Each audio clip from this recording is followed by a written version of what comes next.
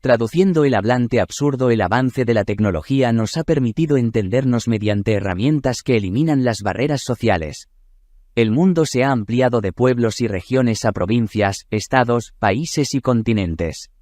Las regiones crecen a medida que los espacios y las culturas se fusionan.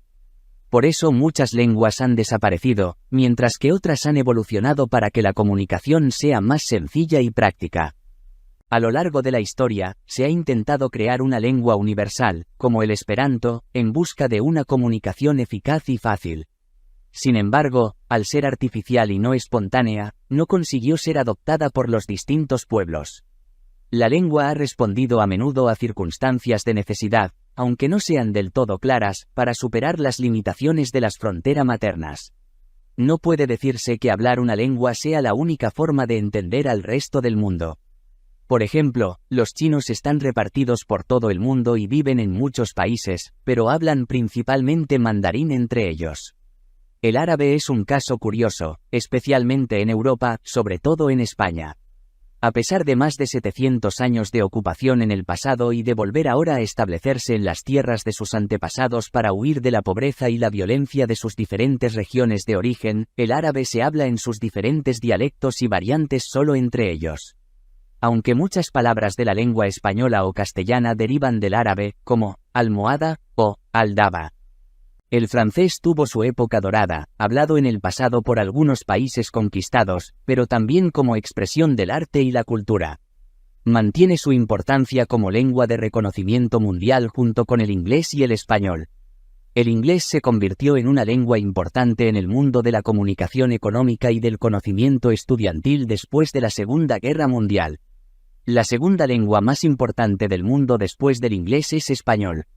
Cuando se viaja por el mundo, lo más habitual es comunicarse en inglés, a veces en francés o español, aunque hay otras lenguas reconocidas e importantes debido a la migración de sus hablantes, como el italiano y el alemán. Las lenguas han aumentado en importancia y hablantes de forma espontánea y debido a su importancia. En muchos países, el inglés y el francés forman parte del plan de estudios en los primeros años de la escuela, quedando como opción perfeccionarlos según los intereses profesionales y personales.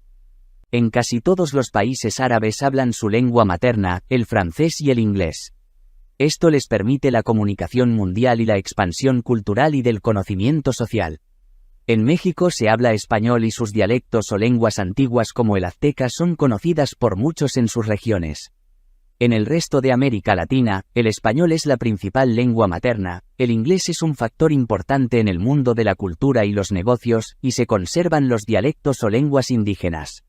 Obligar o prohibir hablar una lengua distinta a la materna causa un gran daño a los individuos y a la población, especialmente en tiempos en los que la lucha por la libertad y la competencia es una premisa. La prohibición franquista de hablar inglés generó una merma de oportunidades para los españoles en general, así como la imposición del castellano como lengua principal, restando importancia al catalán u otras lenguas maternas habladas en territorio español.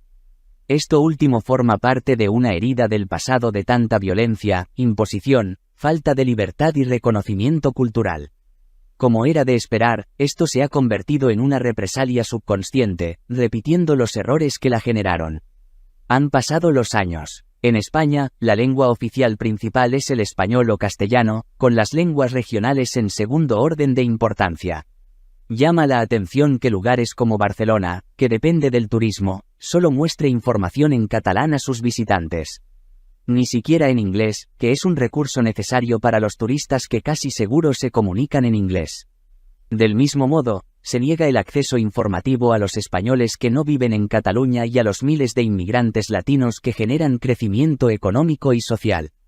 Obligar a los catalanes y a los formados en Cataluña a hablar solo catalán y negar el castellano hará tanto daño como hizo el franquismo negando el conocimiento del inglés, limitando el desarrollo personal y diezmando la oportunidad de crecer profesionalmente y ser competitivos en el mundo.